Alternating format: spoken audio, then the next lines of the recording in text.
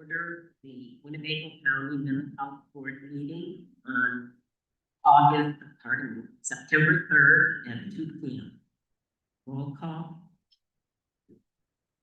Hearing in the body present, Monroe Bradshaw. Here. Dr. Copeland. Dr. Jardini. Here. Dr. Gorski. Dick Cooner. Here. Tim Neighbors. Here. Jeff Nielsen. Here. Dr. Penny. Mohammed Yunus. And welcome to everyone here, and Jason, our director, and staff. All right.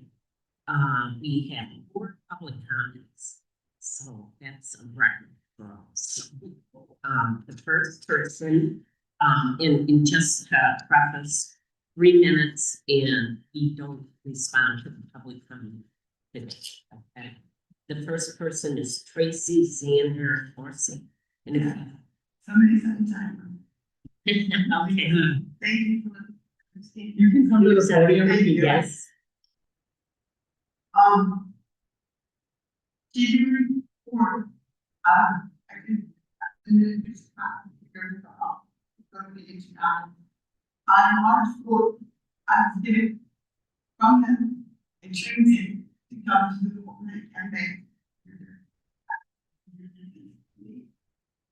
I'm going to 2019. But what I'm trying to say, I got to go 19 campaign. I keep my butt.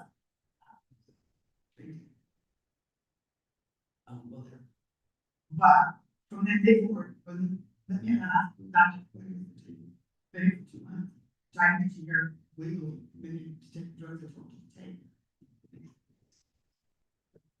Medication that I would not take it.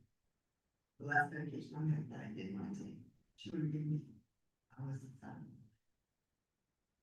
When I got here from, I said that when I kept it, and I left the hospital with just the paperwork I had, and they closed the coat and they gave me. Because I went there with just school. No. And then I moved from here. What I'm trying to say is, eventually I had to do all the groceries, I did groceries, the DBT program. But now I'm going to see what it is. And I'm saying, now, that message money call. Terry, because Sarah Robbins seems pretty interesting. We did you a favor. We got you sleeping on 420. They're trying to do it. Can't stay on your own social security disability, you know. Good. I'm taking I'm not sleeping anywhere. It's up in the dirt for a long time. With that being said, things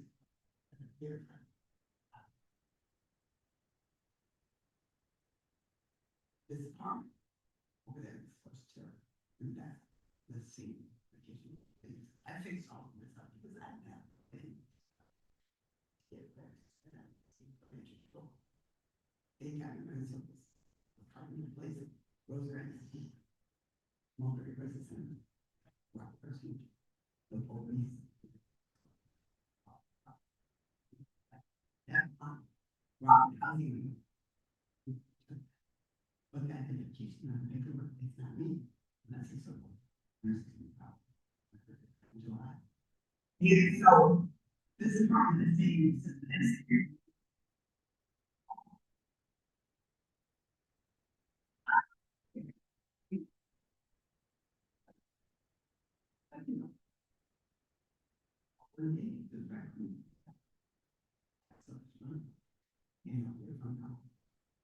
And go to the police. Get the records out.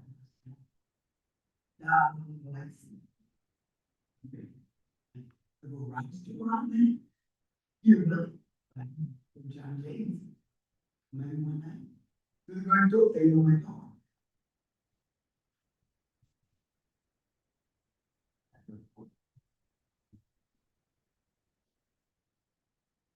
This case is strong in my memory. Right. Okay. Well, I wanted to thank you for sharing your story with us, and hopefully we'll get back in touch with, Rosecrans. Okay, but thank you for sharing. Good. Okay, the next person is Kristen Clark. My name is Kristen Clark, and I'm the director of the social work program at Rockford University. And so first of all, I wanted to say thank you for the SWAT grant. We were able to award 10 of our students the tuition funds for the grant, and we have 17 total students in our intro to social work class this fall. So this is going to be extremely beneficial for our community in the next few years as they graduate. And so thank you for all the work that you guys have put into that. And since we started the social work degree this semester, just found out last week that we did qualify for the pre-candidacy or accreditation through the Council on Social Work Education, or the CSWE. So this is a 3-year process that we've embarked on for the initial accreditation. And if we are accredited at the end of the process, even though it's 3 years down the road, the students who started the program this fall will have a degree from an accredited program. So why am I here today?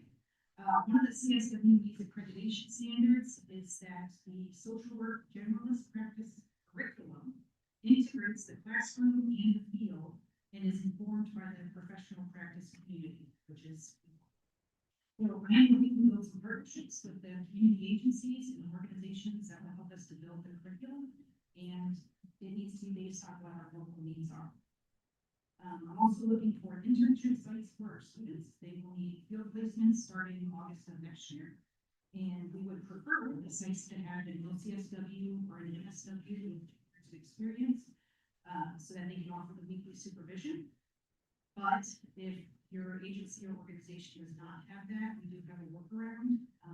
If an agency would like an intern that doesn't have that qualification. So please reach out to me. We're interested in partnering with Rockford University social work program, and we look forward to all of the engagement. Very exciting. Sadie. Okay.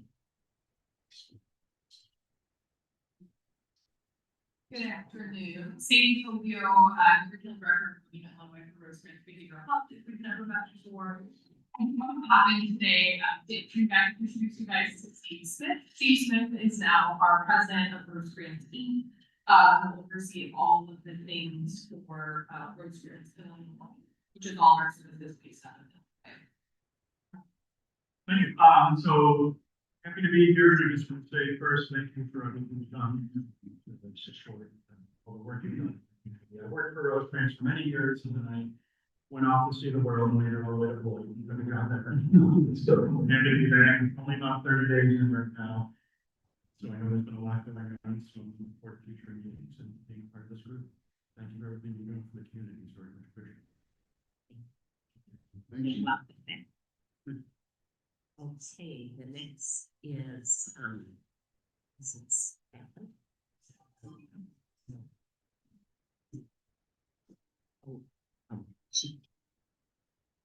Okay. Laura Fry. My friends, Laura Fry, executive director of this one for supporting our own outreach efforts with the purchase of a truck. We are ready to roll. I brought it here today. If anybody wants to walk by and take a peek, I welcome public and the board. We already have 2 MOUs in place to bring services, and that's just going to grow. So I just want to say thank you. Thank you. Nice to meet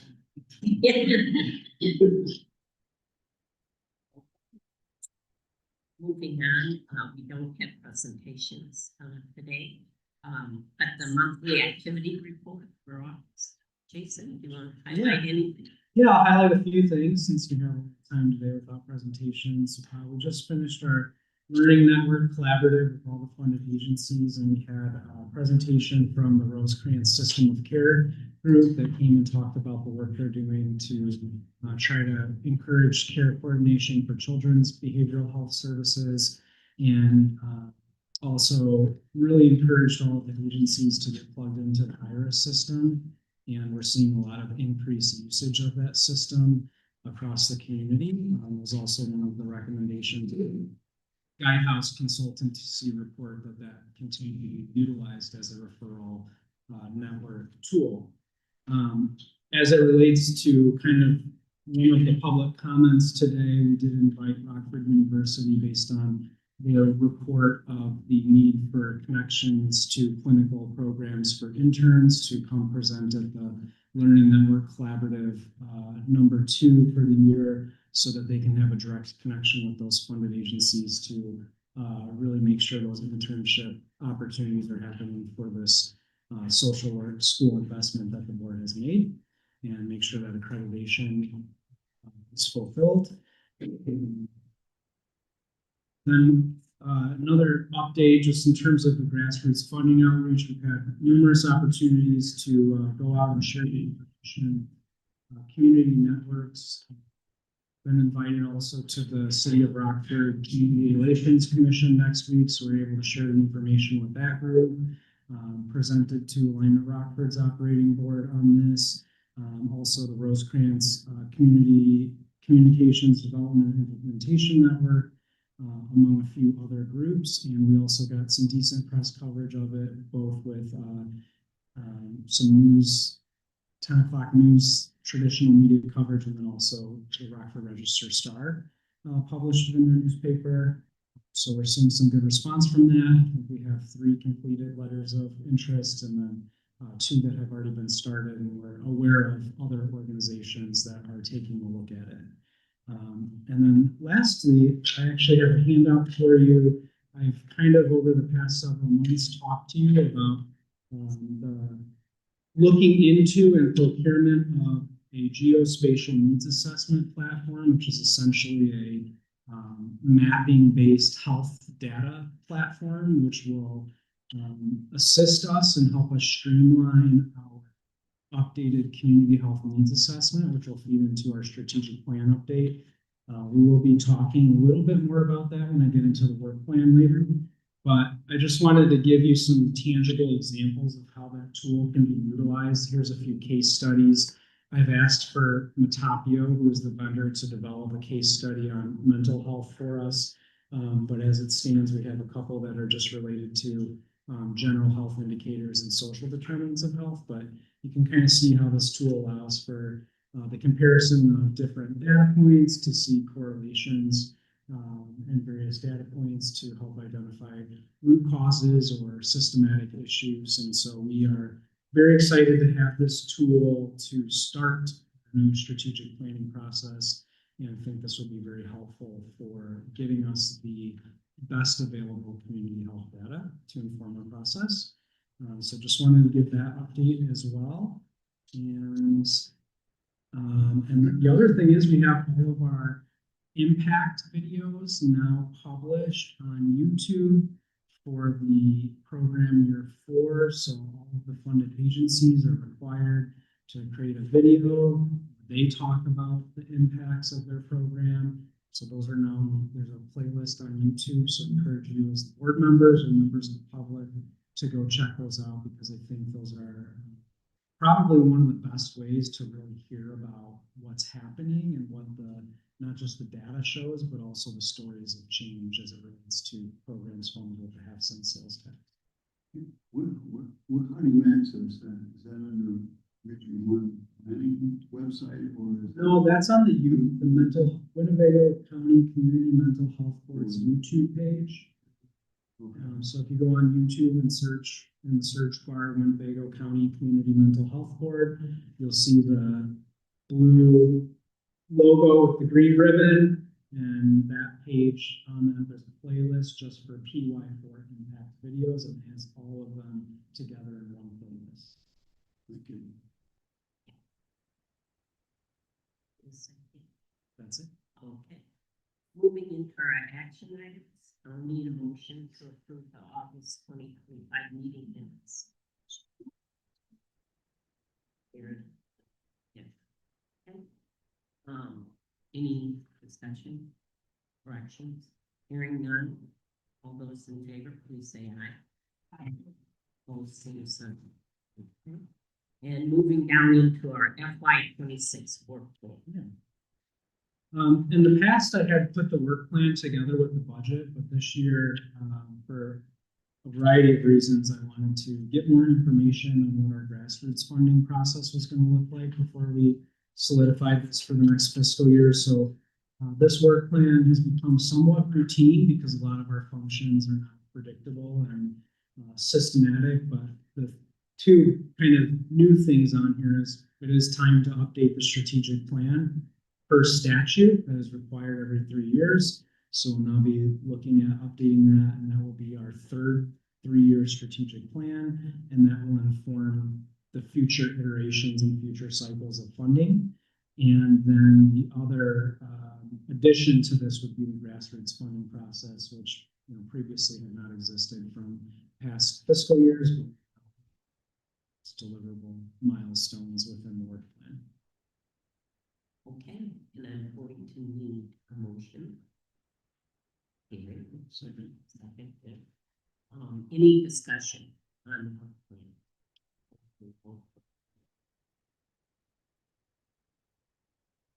Hearing none, seeing none. All those in favor, please say aye. And moving to our discussion items, the first one is the data dashboard update. Yeah, so you saw the data dashboard that we had developed, I think back in December, January.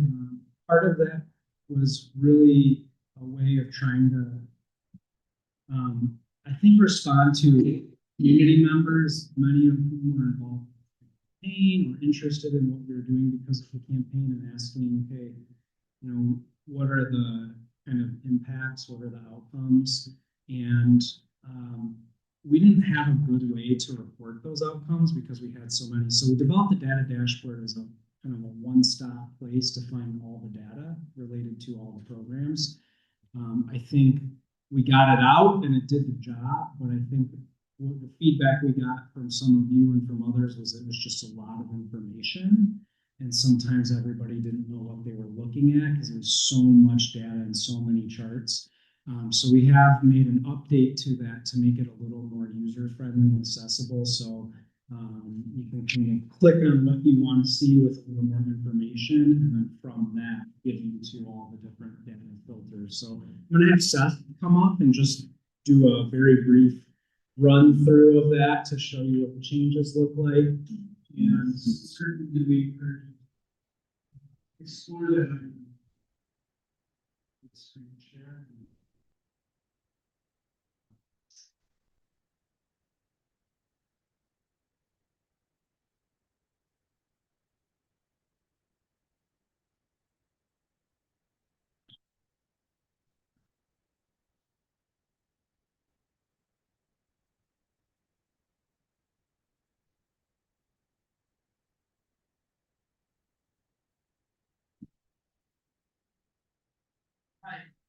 I'm looking as Jason mentioned, the data dashboard has been explored.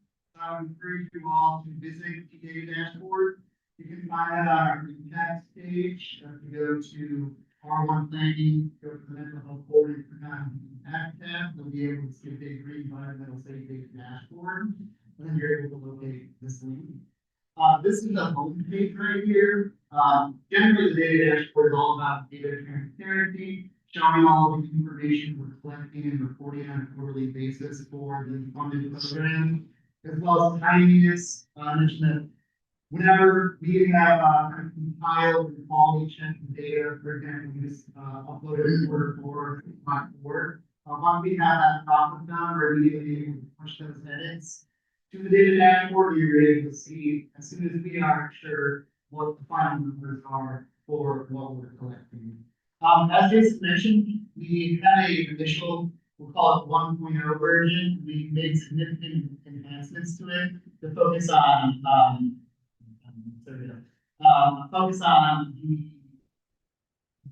more description on what the actual metrics are that you can find in the data dashboard. The homepage kind of provides an easy way as well as the side page to loop through the various pages that we can go to. So we have one on finances, the impact, we have property, we have indirect service provision metrics now, as well as direct like we previously had, as well as the progress, which is all related to funded programs, goals and outcomes. And so you're able to access view of the sidebar or these cards. What other does is also mobile friendly, so you're able to view this on both tablet and mobile devices. So for example, on the finance page, we're able to see the visual that shows the funding award, both flowing into each of the programs and then going out to the corresponding service areas, for example, mental health treatment, I can't really read them all, crisis responders, that kind of stuff. Oh, yeah.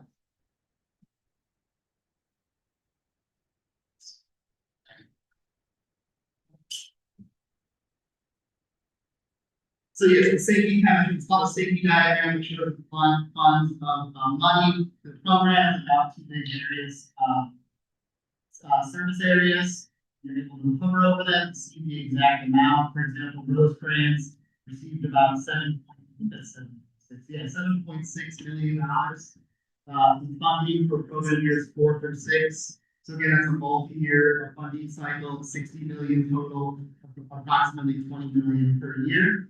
You're also able to click up this visual and see over time the amount of budget remaining across all the programs of that 20 million. So for example, we have data through, I believe that says May, so through the end of the funding year. I can't read that amount. It looks like 14.5 million out of what we would guess to be about budgeted 20. Gotcha. So that can basically keep track of how much is being expended over time versus the budgeted amount. And then as well as the staffing numbers. So you're able to click on this one and see we have a comparison between program year 3 and program year 4, the amount of funded positions. So currently at the end of program year 4, there's only 11.5 positions remaining. One other side as well is in order to keep this as kind of an archive repository of metrics over time, you're able to, for example, when you move to program year 5, click on this button here and switch between which program you're interested in. So if you're interested in program year 3 metrics, you can switch back. You can see an older savings that broke out to $20 million, for example. Also document.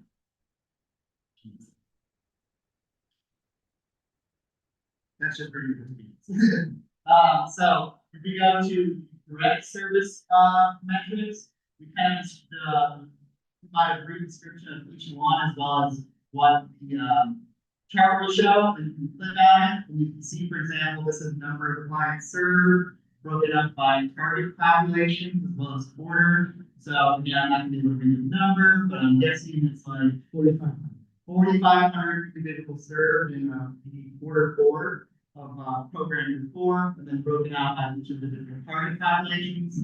As always, the really extremely cool thing about this is you're able to select which program you're interested in. So if I wanted to learn more about breakpoint and doula, click on that, and I can view their specific metrics. You can do that for every single CT breakpoint doula here. You can change it up here as well.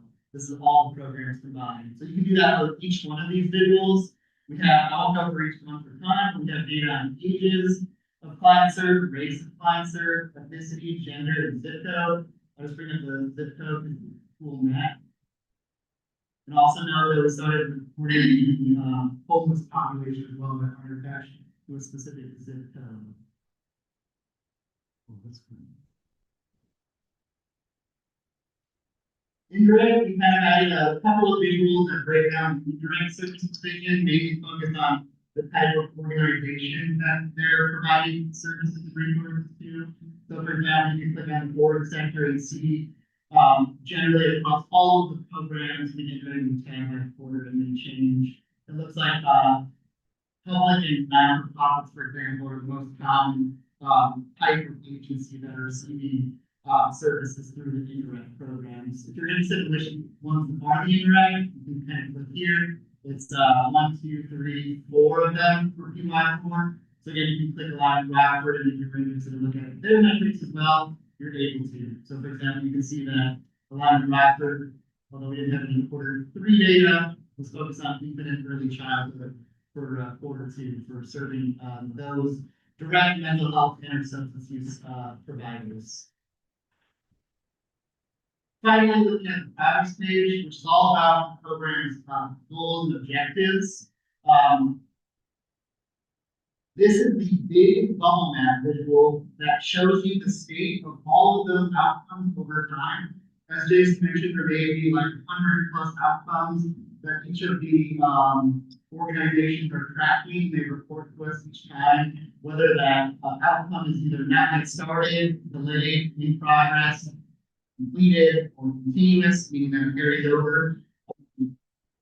Ideally, in quarter 4, we'd like to see more completed, less delayed, or in progress, not yet started outcomes. So you can kind of see that transition as well as organizations complete their outcomes over time. Again, same the other important part about this is that we organize the outcomes into various categories, or what we call domains. So, for example, access and wait times, case management, follow-up services, wraparound housing. So you're actually able to learn more about what these definitions are by clicking this tab, and you're able to read about, for example, staffing. You can read it exactly, but it says tracks, it basically deals with staffing. So Position. exactly. There you go. So you were able to also do it on the bubble map. This is something that's a little bit of an Easter egg. You're able to click, for example, this is housing or else you number served. You're able to click on this yellow one for member served, and a table will pop up that will show you all of the programs that have metrics related to member served. For example, Breakpoint Doula has one metric related to member served. Now, I'm sure we're all interested in what are the actual outcomes themselves. So that's where you can, you're able to select a program. For example, again, I'll select Breakpoint Doula, just clicking on them. You're able to see a description of the program. Click on the description tab and what the initiative is about. You're able to visit their website. Click on that link as well as view their funding awards and their logo. And then you can go over to the next tab here. And if we're looking at Breakpoint Doula, we can actually analyze the rich outcomes they have selected for themselves. So, for example, they had one related to access and wait times, and it was called virtual versus in-person delivery. They wanted 100% of participant services to be offered in person. And so then you're able to kind of select, you're able to see the status of that outcome. You're able to see that as a completed status on your program moving forward.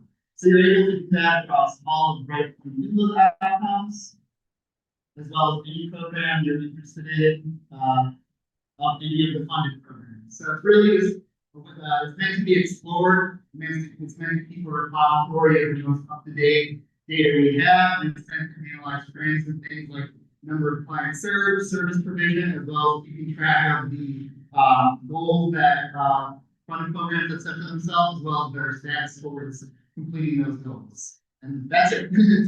So that's it for the update. That's incredible. Will we be tested on this? You bet. Well, my question, is this going to be presented to the county board? Because this is incredible. I can't imagine another major program in the county that has this level of transparency about what it's doing and how. I was thinking the same thing. It would be a good idea to, I don't know, what's your name? So, Maybe, especially if we do it in a way that is like Seth do it, and then have nobody there to say Seth is just to plug in the data. He doesn't know any programs, but he can tell you how to navigate the figures. happy to follow up on that. Let's talk about it. Well, like it stopped me from trying to ask questions. The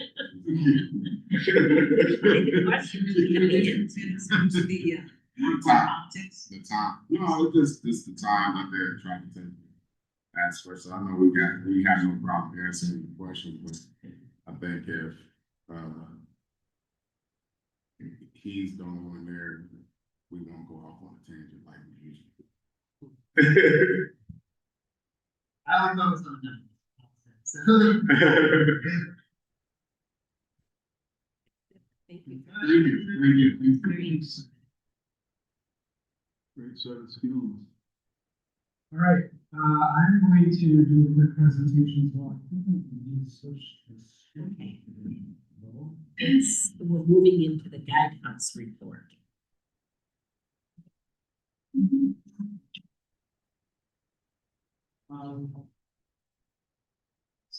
Sadly, I get it, it's not easy from this angle.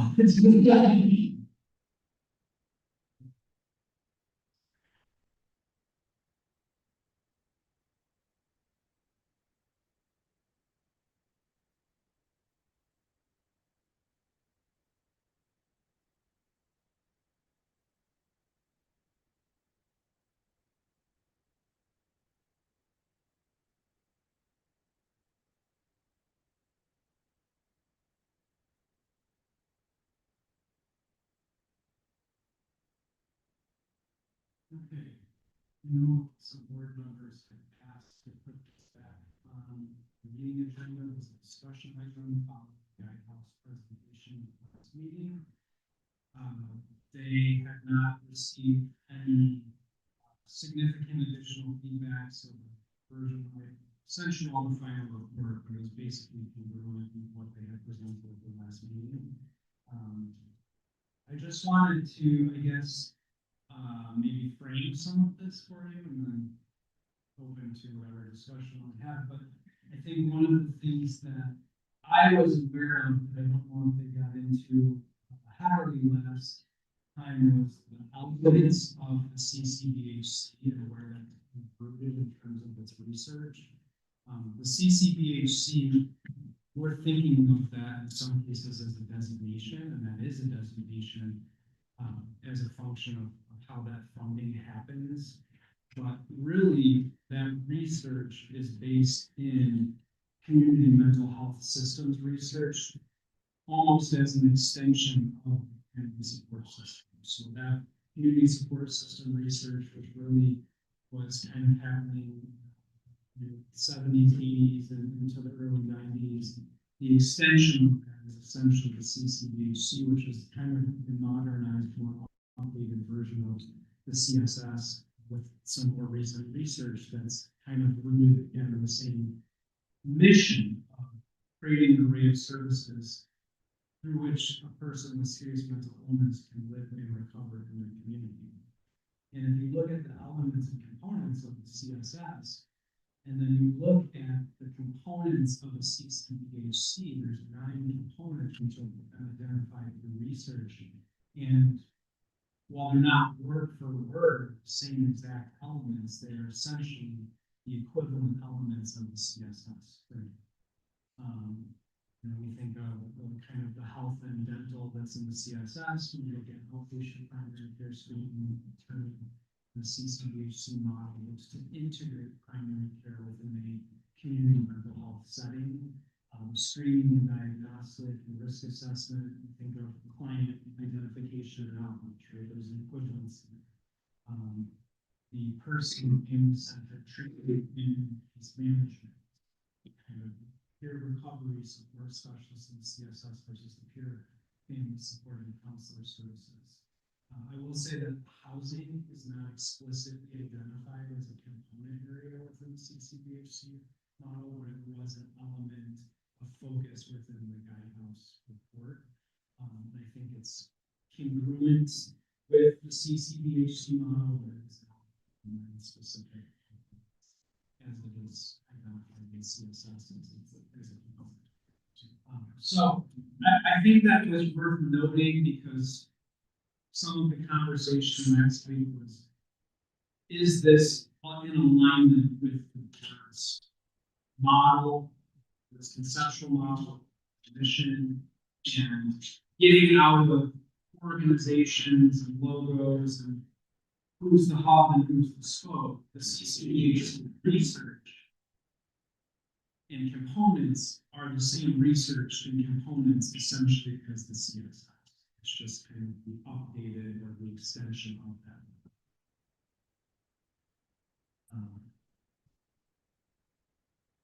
Then the other part that the consultant didn't really get into because they were focused on kind of the model and the visualization of that model is that they actually have 20 recommendations, actionable items that they recommended as the things that you would do to try to make this happen, right? To advance this work. And so what we have done in the handout that you have is taking these 20 elements and we've gone through each one and essentially identify, is there alignment between that objective and the board's current strategic plan? And then is it something that has already been implemented, is in process of being implemented, or in some cases has not been implemented? And then how is that being funded currently? Through what mechanism? Is it for program funding? Is it accelerator? Or something else? And then any examples that we have identified for that. So that's what we have as the handout. And I think what we see is that there are elements of this that are being operationalized through the core program and accelerator grants. And there's a few opportunities, I think, to maybe do some new things that would advance this work. In addition to, or before even updating the strategic plan. Because obviously, as we go through the strategic planning process, there's an opportunity to incorporate things that maybe weren't previously part of the strategic plan, but we have to go through that process. But there are a few things that are already aligned to the board's strategic plan that I would say are not fully operationalized, and there might be opportunities for additional work around. And so, just for example, I think many of those are really in the space of workforce development and housing. I think a good example today with the SWAP initiative that starts to advance the social work pathway.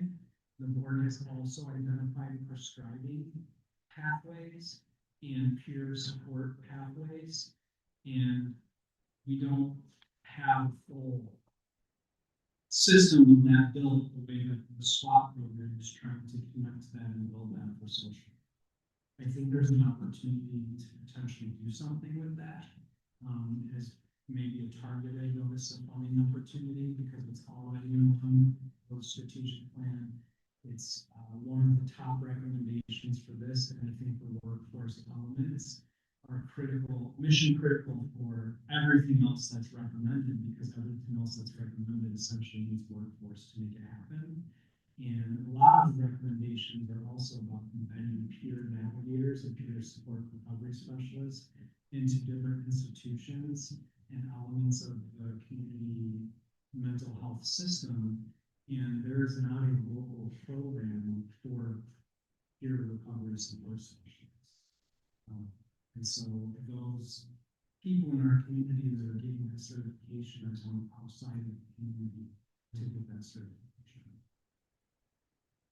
Just as an example, these are the ones around enhanced entry points. As I mentioned, the peer support specialist is a big part of what's being recommended.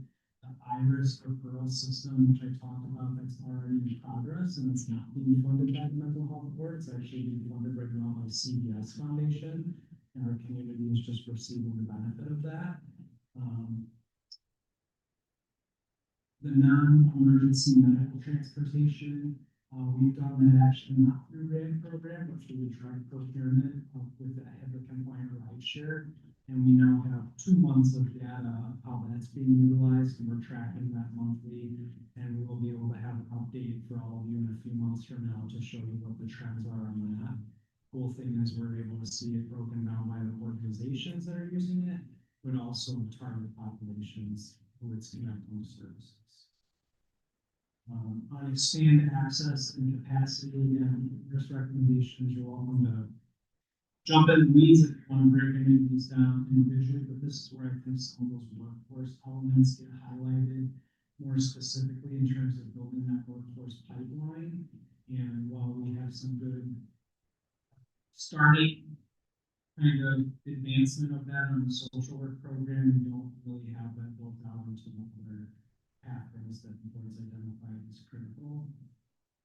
And then there's some housing stuff in there as well. And I know that Terry had started to do some kind of informal examination and analysis. The local need as it relates to homeless population, and also our other communities utilizing our community as kind of a drop-off point. And I think initial findings on that, Terry, are that sounds like someone is happening. You guys remember back in May, I promised you I was gonna do something. Being a co-responder, you see all the stuff I write with the cops, and I hear all the different people that are coming into our community that they're not here, they're not from our community. One was from Seattle, Washington. You know, they had come this direction. They wondered, how did you get here? They put me on the bus.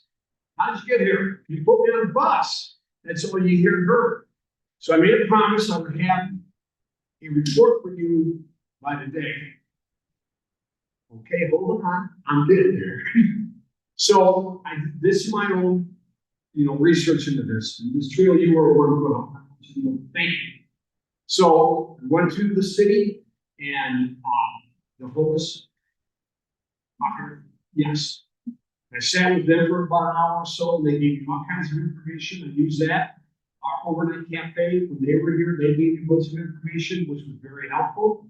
So and then I go out with the mobile integrated health, and we go into a tent city, and I'm telling Mary Ann and Jeff, we should see this. I think I'm doing groundbreaking stuff. And they go, oh yeah, we used to do it all the time. You talking about naivete over here, big time. So it's finding it interesting. So it's an ongoing thing. And it reminds me, I'm gonna just use this because this is what every time I kept thinking I had it, ready to present this report. It keeps changing. So I am talking to the mayor, look for our mayor on this one. I send him a text message saying, this is what I'm doing. I'm working on a project and you tell me what's going on. He called me in about 20 minutes and said, I agree with what you're doing. Yes, I see this. He said, I have written like 5 or 6 different ordinances to these areas because we see them coming out of different counties. Rock County seems to be the one being the most various of dropping people off in our place. And so he sent me copies of all the letters. I thought, okay, fine, accumulate these in here too. But it kept changing. So I'm reminded of Mike Angelo at age 87. People were saying, hey, you know what? I'm going to retire, which is how they talk right now. I have that on the audio. So, and he said, in Coda Impact, I'm still learning. At age 87, so I'm thinking at 68, I'm still learning. So this is going to be an ongoing thing for me to learn and try to get as much information as I can because it changes. And I'm very relaxed. But I know I've been off moving to, I know I need grad assistants. Okay, Rockford University gives me grad assistants. It's just so different, and it's like it changes. And again, Deputy Fire Chief Larson was just here for a brief time, and he made a comment when I was doing this, which is why I was doing it. He made a comment. I didn't write it down. It stuck with me. I want to say, we've talked about mental health for you. We've funded roughly, 40, 50 different organizations, yada, yada, yada. And he said, I don't want to live in a community that doesn't support and help us going on. I went, yeah. So And cut it and pop. I'm still learning. I don't know when I'm gonna get done, but hold me to it, that's all I'm gonna say. But we talked about this and it's just still ongoing. It's still ongoing. I talked to Carrie about it because we were fortunate to get the regional one. Yeah, my brow. We had a EA grant related to brownfields, and one of the things that allows for us to do assessment development issues, and so we actually pitched to the EPA through the grant to do a community health needs assessment focused on the local homeless population and specifically with serious mental illness and substance use disorders, and look at what the housing needs are in different housing types, whether it's transitional, emergency, permanent supported housing, and to maybe try to get a better grasp on inventory and need, and to see if that could lead to a more targeted, strategic gap filling in that space. So that we have some key informant interviews scheduled with different providers in downtown in that space. We'll certainly try to learn from what other Terry is able to pass off to us, and we will hopefully have that report coming in the end of December and can maybe lead into something that's housing related as a strategy. Of course, I'm still trying to get the Miami visit scheduled, and unfortunately, just been hard to get in contact with recently, so I have Scott Block trying to state administration. This is very dramatic. So intend to bring more of that to you. Certainly wanted to get board members' feedback, but as we look at this, I would say the one area where I think we could do something immediately would probably be around course. And we're happy to look into what that might look like as a targeted funding opportunity if the board wants us to proceed with that. I think other items might need to be more looked at in terms of what future contract requirements look like for coordination among agencies, because coordination is probably more of a contract requirement than it is its own funding opportunity. And then I think some of the housing stuff. Report and have one more, I guess, information on what specifically need.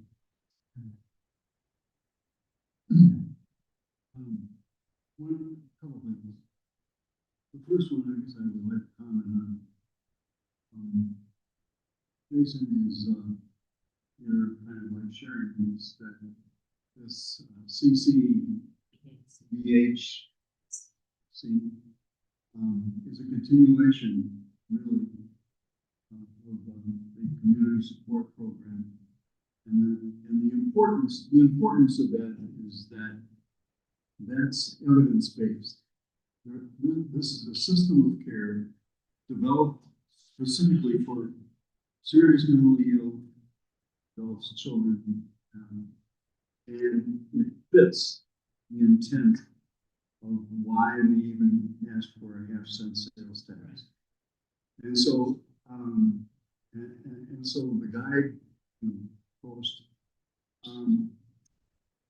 it gives us good reason why we want to continue to look at the model that they gave, because it really represents what's important in 2025.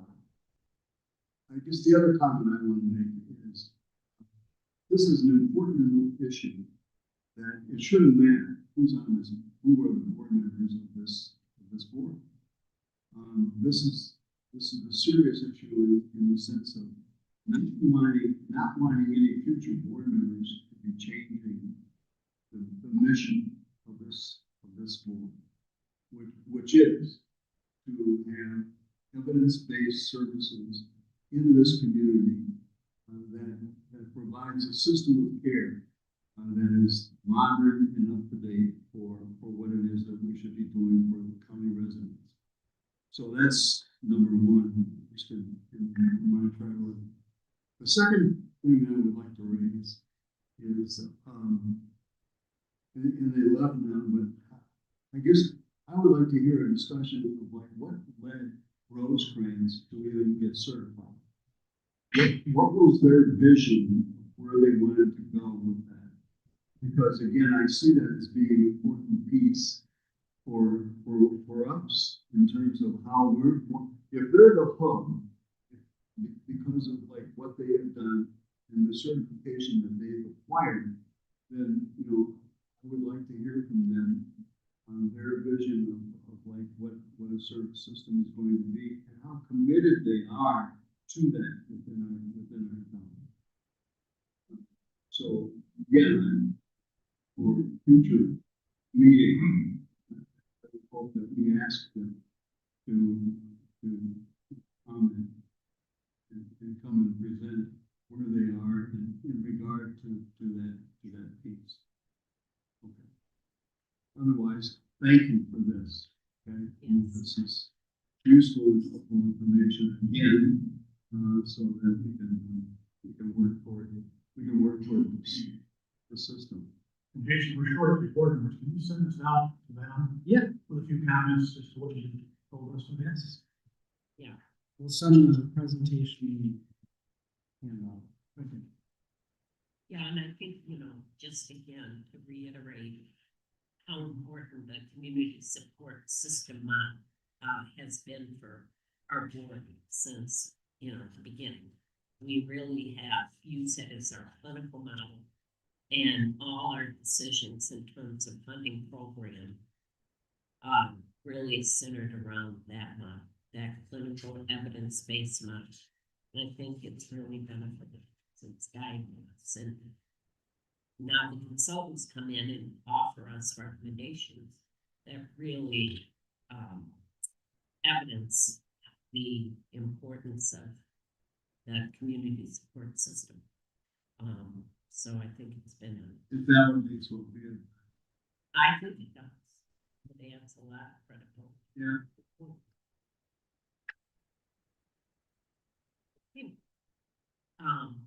Moving into other matters, I have nothing on the agenda for other matters. That's okay. And so, yeah. I would, yes, make a motion to adjourn. I said, all of those in favor. Aye. Say aye.